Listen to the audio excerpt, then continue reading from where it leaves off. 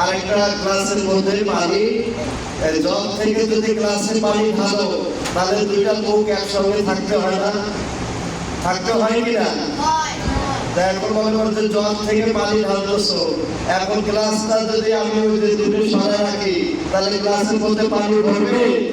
সারাদিন যদি জল দিয়ে পানি ঢালি তারপরও কিন্তু এক ফোঁটা পানিও গ্লাসের মধ্যে ভরবে না।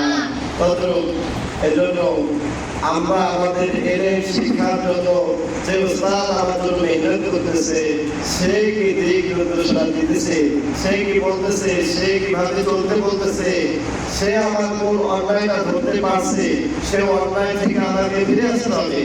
এই কেউ যদি আমার ভুল ধরাই দেয় তার জন্য আমার গা খাওয়া যাবে না, সে ভুলটা আমাকে মাথা দিতে দিতে হবে যে না আমি ভুল করেছি, এটা স্বীকার করে আর পরবর্তী সময় ওই ভুলটা আর করা যাবে না। তাহলে আস্তে আস্তে করে তোমার জীবনের ভুলগুলো কমে আসবে আর তোমার সফলতা অতি নিকটবর্তী চলে আসবে। যখন কোনো মানুষ চেষ্টা করতে করতে, হাদিসের মধ্যে আছে যে বান্দা দাওয়া, যে যেটা চেষ্টা করে সে সেটা অর্জন করতে পারে। তো তোমাদেরকে চেষ্টা করতে হবে। এখন যদি আমরা চেষ্টা পরিপূর্ণভাবে